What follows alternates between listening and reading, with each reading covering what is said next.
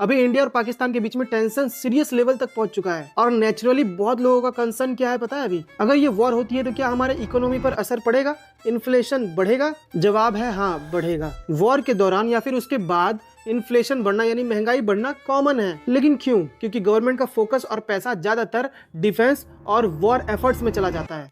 Supply chain disrupt होती है, fuel prices बढ़ते हैं, पेट्रोल डीजल सबके प्राइस बढ़ते हैं और इसेंशियल आइटम्स की कॉस्ट भी इम्पैक्ट होती है। अरे भाई थोड़ा हिस्ट्री तो पढ़ो। 1999 कारगिल वॉर, उस टाइम पर भी फ्यूल के प्राइस बढ़े थे और बहुत सारी बेसिक कमोडिटीज के प्राइस में स्पाइक आया था, रुपये की वैल्यू गिर गई थी और उस टाइम पर भी इन्फ्लेशन हुआ था। 1971 इंडिया पाकिस्तान वॉर, इस वॉर के बाद भी इन्फ्लेशन ने इकोनॉमी को बहुत इफेक्ट किया था। 1965 के वॉर के बाद तो इन्फ्लेशन 10% के ऊपर बढ़ गया था, दाल चावल तक लग्जरी लगने लगे थे। और सिर्फ इंडिया नहीं, रशिया यूक्रेन वॉर ही देख लो ना। वॉर लाइक सिचुएशन में रशिया का इन्फ्लेशन 17% तक पहुंच गया था। यूक्रेन की पूरी इकोनॉमी बर्बाद हो चुकी है। इजराइल पैलेस्तीन गाजा ये जो भी चल रहा है ना, इसकी वजह से भी बेसिक कमोडिटीज की भी प्राइस डबल हो चुकी थी। वहां के लोगों को ब्रेड तक कंज्यूम करने में सोचना पड़ रहा था कि भाई अभी ज्यादा खा लेंगे तो रात को क्या खाएंगे।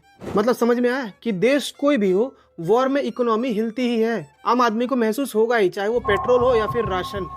लेकिन इस वक्त ब्लेम गेम खेलना गलत है। गवर्नमेंट हो या फिर आर्मी, इस वक्त पर हमें उनको सपोर्ट करने की जरूरत है। देश के साथ होने का मतलब ये नहीं कि सिर्फ क्रिकेट में चीयर कर लो। जैसे 1999, 1975, 1965 में हम हमारे देश और सोल्जर्स के साथ खड़े थे, वैसे ही अभी भी हमें उनके साथ खड़े रहना चाहिए।